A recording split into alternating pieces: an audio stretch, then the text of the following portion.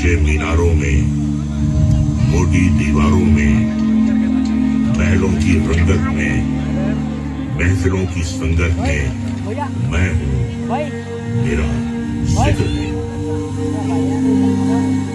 राजा रजवाड़ों, सल्तनत और सुल्तानों के बनने बिगड़ने की संपूर्ण दास्तां हूँ। वक्त की ऊंची मीनार पर बैठा मैं निहार रहा हूँ गोलकुंडा को। बड़ी दिलचस्प है इसकी भी दास्तां, आइए दिखाता सुनाता हूँ।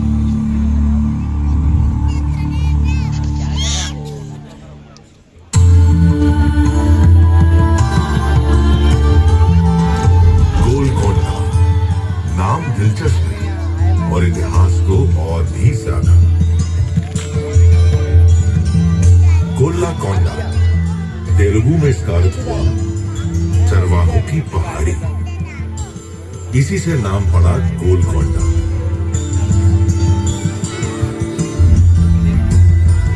पास में एक पुरानी बस्ती थी, नाम था मंगलावरम। उसी से सटी एक विशाल पहाड़ी और उस पर बना ये किला गोलकोंडा। मध्यकाल में बना ये किला तब दक्कन के सबसे मजबूत किलों में से एक था, जिसने दक्कन की राजनीति में बेहद ही महत्वपूर्ण भूमिका निभाई।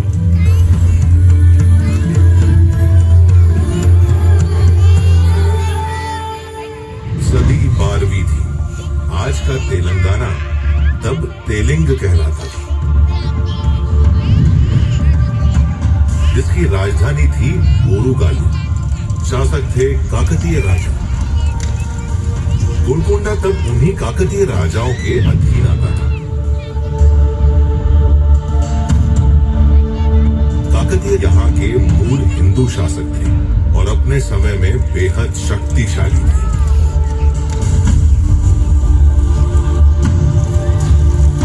देश विदेश में फैल रही उनकी ख्याति ने विदेशी आक्रमणकारियों को इस तरफ आकर्षित करना शुरू कर दिया। ऐसे में अपने साम्राज्य की रक्षा के लिए काकतीय राजा प्रताप रुद्र ने एक बड़ा फैसला किया।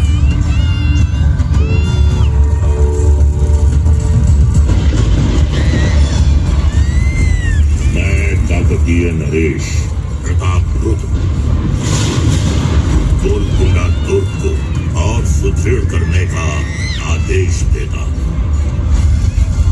ऐसा होने से ये दुर्ग देवगिरी की ओर से होने वाले आक्रमणों से निसंदेह हमारी रक्षा करेगा और शत्रु को मुंह तोड़ प्रत्युत्तर देने में हम अत्यधिक सक्षम होंगे।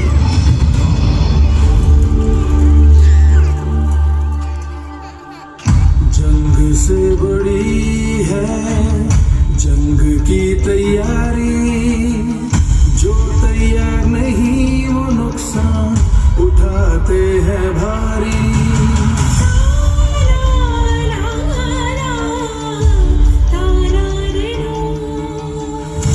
जंग से बड़ी है जंग की तैयारी, एकजुट रहेंगे तो पड़ेंगे हम भारी। दुश्मनों के आने की आहट हवा में थी, ओडिगा तू की शान पनाहों में थी। राजा ने किया एक फरमान जारी,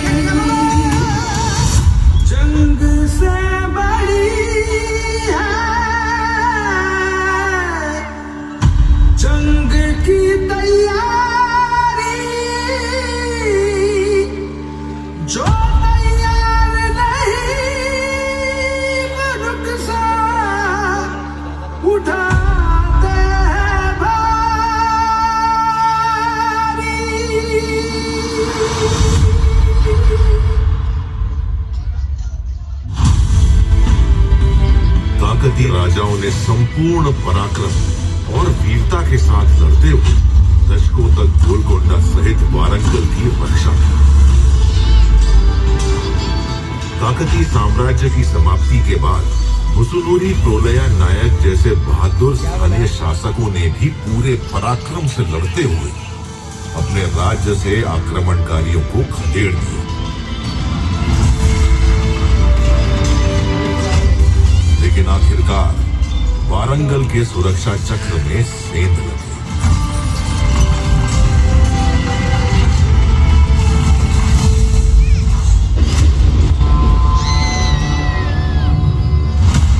वक्त ने एक बड़ी करवट ली।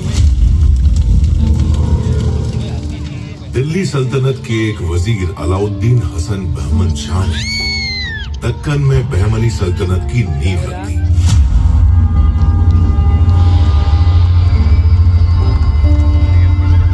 बहमन शाह वारंगल फतह करने का ख्वाब लेकर गोलकोंडा की ओर कूच कर गया। लेकिन उसका सामना हो गया वारंगल साम्राज्य के शासक प्रोलया नायक के उत्तराधिकारी मुसुनूरी कपया नायक से, जिन्होंने संपूर्ण शौर्य और साहस के साथ युद्ध करते हुए गोलकोंडा से आक्रमणकारियों को खदेड़ दिया और किले पर दोबारा कब्जा जमा लिया।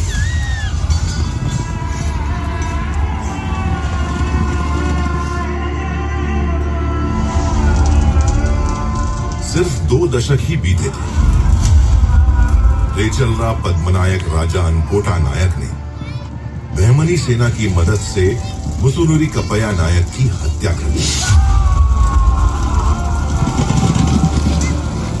और उसके बाद बहमनी सुल्तान महमूद शाह ने गोलकोंडा के साथ साथ वारंगल पर भी कब्जा कर लिया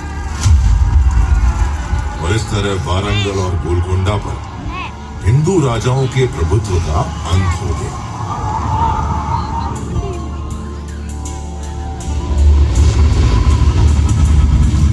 मैं इतिहास वक्त के इस मोड़ पर एक बड़े बदलाव की आहट को महसूस कर रहा हूं।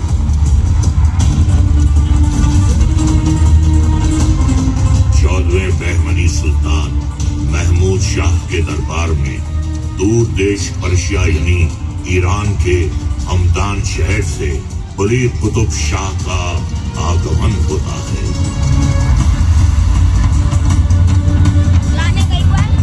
कुली कुतुब शाह बहमनी सल्तनत का अहम सूबेदार बन जाता है। काबिलियत ऐसी कि 7 साल में ही उसे वारंगल का कुतुबुल मुल्क यानी गवर्नर बना दिया जाता है। गोलकोंडा की जागीर सौंप दी जाती है।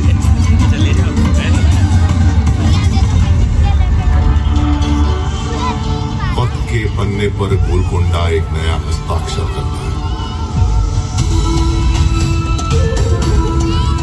बहमनी शासन का अंत हो जाता है। कुली कुतुब शाह खुद को गोलकोंडा का नया सुल्तान घोषित कर देता है।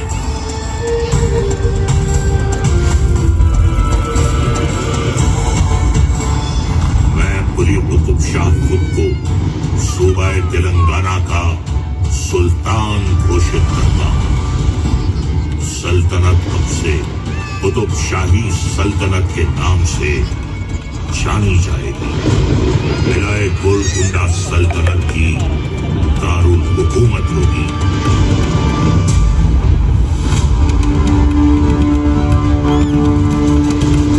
सुल्तान कुली कुतुबुल मुल्क के साथ ही तेलंगाना में कुतुब शाही सल्तनत की नींव पड़ गई। सुल्तान कुली ने गोलकोंडा को अपनी राजधानी बना ली, किले का सौंदर्यीकरण कराया और नाम रख दिया मोहम्मद नगर।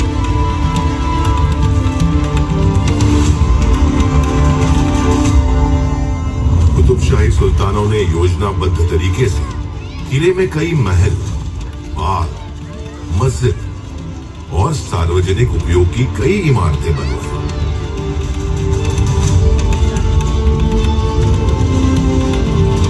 7 किलोमीटर के दायरे में फैले इस किले में 8 दरवाजे, प्रवेश द्वार बाला हिसार के आगे दीवाने खास और दरबार है। उसके बाद सुल्तान का निवास और रानी का महल है।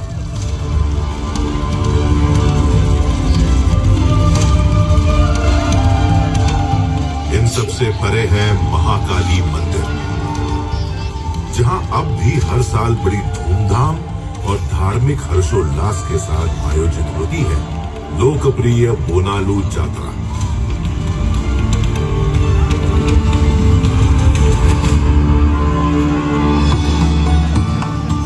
सुल्तान कुली के बाद उनके तीसरे बेटे जमशेद कुली कुतुब शाह सुल्तान बन बैठे। बड़े भाई जमशेद कुली के साथ चले लंबे संघर्ष के कारण छोटे भाई इब्राहिम कुली को गोलकोंडा छोड़कर मजबूरन विजयनगर साम्राज्य में राम राय के अधीन शरण लेनी पड़ी। शासन के 7 साल ही हुए थे कि जमशेद कुली की मौत हो गई। तब विजयनगर से वापस आकर इब्राहिम कुली ने खुद को गोलकोंडा का सुल्तान घोषित कर दिया।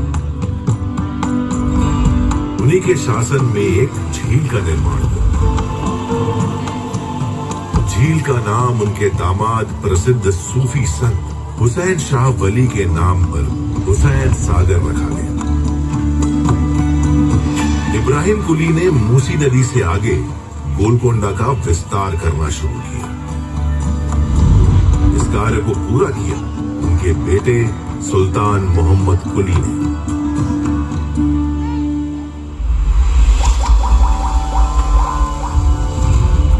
फारसी और दक्कनी साहित्य के अलावा तेलुगु भाषा से भी सुल्तान इब्राहिम का गहरा लगाव था।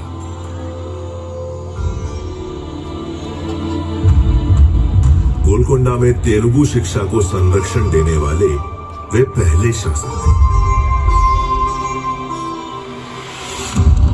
तेलुगु कवि अदंकी गंगाधर कवि, कंडुकूरी रुद्र कवि और कई दूसरे तेलुगु कवि अक्सर उनके दरबार में कविताएं पढ़ा करते थे। अदंकी गंगाधर कवि को तो उन्होंने अपना दरबारी कवि ही नियुक्त कर लिया था। तेलुगु साहित्य में सुल्तान इब्राहिम को मल्लिका भरम कहा गया। प्रसिद्ध तेलुगु साहित्यकार कंडुकुरी रुद्र कवि अपनी रचनाओं से लोगों की सामाजिक चेतना जगा रहे थे। यक्षगान को लोकगीत और नाट्य दोनों रूपों में लिखकर उन्होंने इतनी ख्याति हासिल कर ली कि सुल्तान इब्राहिम कुली खुद उनके मुख से सुनकर उसका आनंद उठाना चाहते थे।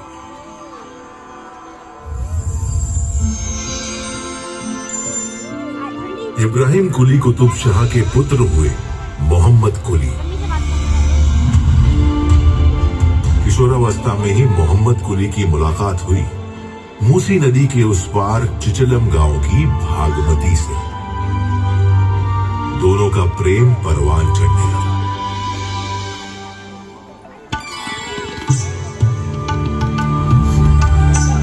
वालिद इब्राहिम कुली ने ज्यादा सख्ती ना दिखाने में ही सल्तनत की भलाई समझी और इस तरह भागमती और मोहम्मद कुली एक दूजे के हो गए। शाह का इंतकाल हो गया।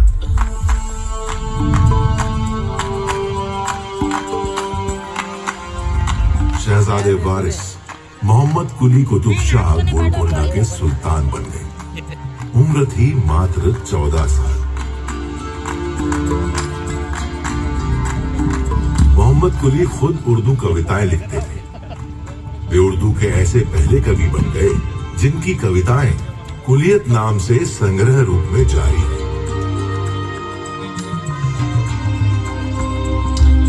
वास्तुकला की इस्फहानी शैली का प्रयोग करते हुए मोहम्मद कुली ने शहर हैदराबाद बसाया।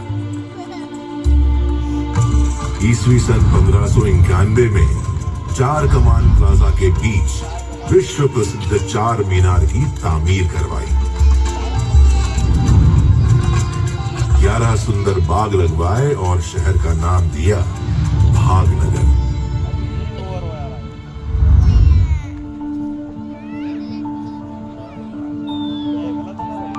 गजब की रोशनी है ये, किधर से आ रही है ये?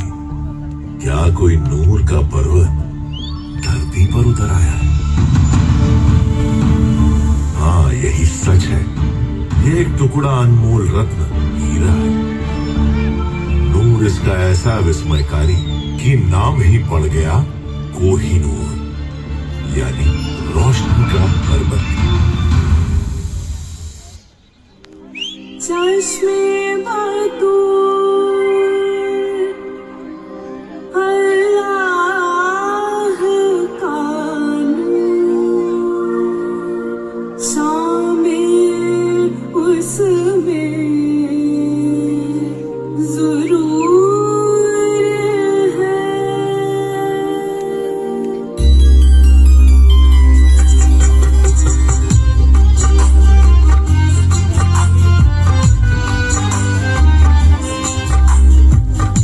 चश्मे बतूर अल्लाह का नूर, शामिल उसमें ज़रूर है। इतना नायाब जैसे हो ख्वाब मिल जाए तो वो सुरूर है। सबसे अलग, सबसे जुदा, उस पे तो हर एक दिल है फिदा। दुनिया जहां जिस पे कुर्बान शाने हिंदुस्तान, कोहिनूर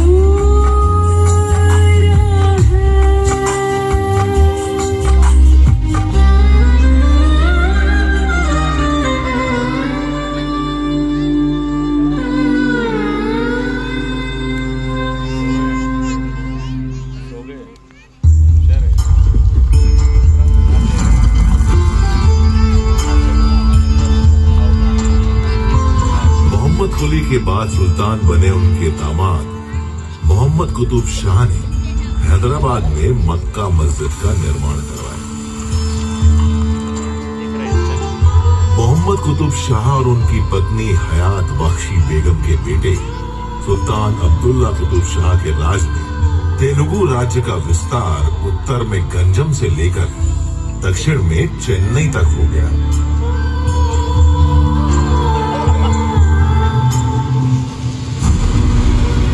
इसी बीच मुगल बादशाह शाहजहां का बेटा औरंगजेब दिल्ली से आकर दक्कन साम्राज्य का गवर्नर बन बैठा। ताकि मौका मिलते ही वो गोलकोंडा पर चढ़ाई कर दी।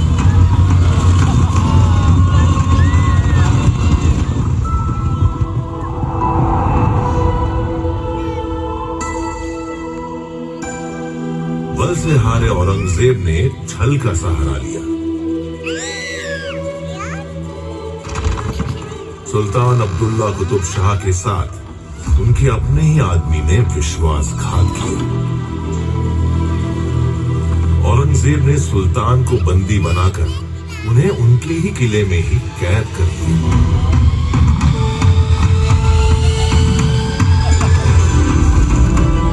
एक रणनीति के तहत अब्दुल्ला कुतुब शाह की मां हयात बख्शी बेगम ने औरंगजेब के सामने एक संधि का प्रस्ताव रखा।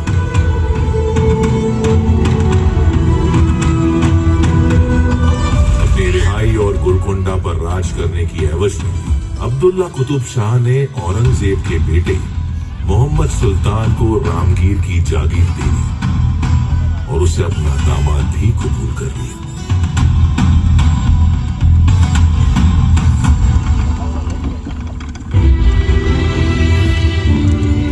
अब्दुल्ला कुतुब शाह के इंतकाल के बाद गोलकोंडा के नए सुल्तान के तौर पर तानाशाह के नाम से प्रसिद्ध उनके दामाद अबुल हसन की ताजपोशी हुई।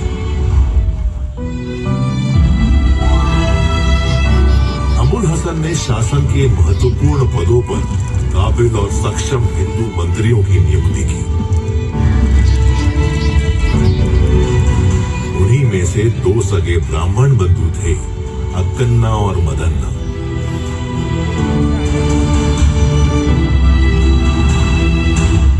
अबुल हसन के राज में मराठा अधिपति छत्रपति शिवाजी महाराज ने 2 बार गोलकोंडा का दौरा किया। पहले सन 1672 में, फिर सन 1677 में।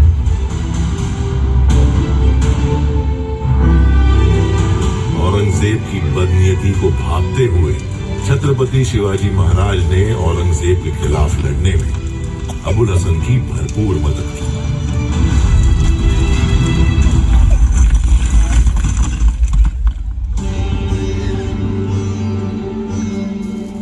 सुल्तान अबुल हसन ने अपनी प्रजा से सीधा संवाद बनाना शुरू कर दिया। सुल्तान एक दिन जा पहुंचे कुचिपुड़ी गांव। गांव वालों ने अपना पारंपरिक नृत्य पेश कर उनका स्वागत किया। सुल्तान खुश हुए और उन्होंने इस नृत्य का नाम रख दिया कुचिपुड़ी नृत्य।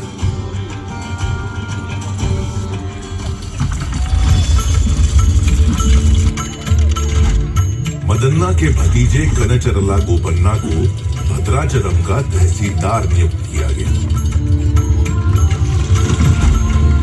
भगवान श्री राम के अनन्य भक्त कनचरला गोपन्ना ने भद्राचलम में रामचंद्र मंदिर के जीर्णोद्धार में राजकीय खजाने की कुछ रकम खर्च कर दी।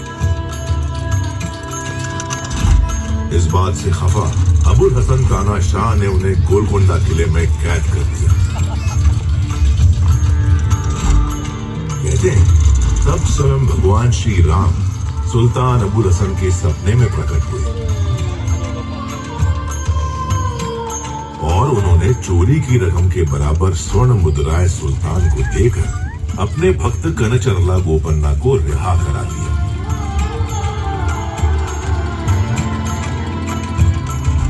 तब से कनचरला गोपन्ना भक्त रामदासू के नाम से प्रसिद्ध हो गए। राम भक्ति की ये अद्वितीय कथा आज भी यहाँ जनमानस में बसी हुई है। रामदासू कीर्तन के नाम से प्रसिद्ध उनके भक्ति गीत कर्नाटक संगीत का महत्वपूर्ण हिस्सा बन गए।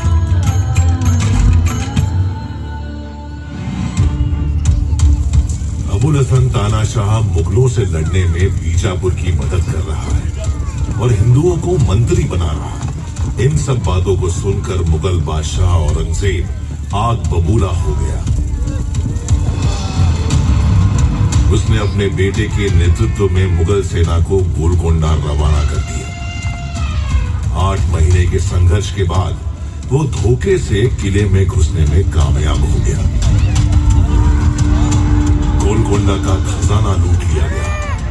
हिंदू मंत्रियों मदन्ना और अक्कन्ना का सिर कलम कर दिया गया।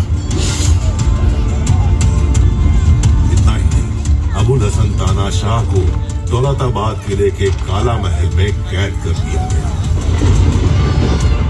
जेल में ही उनकी मौत हो गई और इसी के साथ कुतुब शाही वंश का अंत हो गया। औरंगजेब ने असफ जाही को गोलकोंडा का सूबेदार बना दिया, जिसने आगे चलकर निजाम उल मुल्क के नाम से हैदराबाद में अपनी स्वतंत्र हुकूमत चलाई। कभी गर्व, गौरव और शानो शौकत की प्रतीक रही गोलकोंडा की दीवारें, मीनारें और इमारतें सदियों तक मुगल हुक्मरानों के दिए घावों को सहलाती रही, सिसकती रही। और सच ये भी है कि वक्त बड़े से बड़े घावों को भर देता है। राजशाही का समय बीता, सदियां बीती, भारत आजाद हुआ। सितंबर 1948 में हैदराबाद और गोलकोंडा भी असफ जाही शासन से मुक्त हो गए।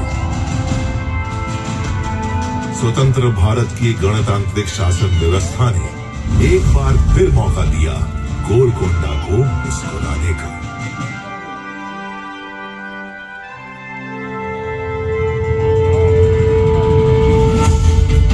मैं इतिहास वक्त के ऊंचे मीनार पर बैठा निहार रहा हूं गोलकोंडा को। अतीत के पन्नों में झांकते हुए एक बार फिर मुस्कुरा उठा है गोलकोंडा।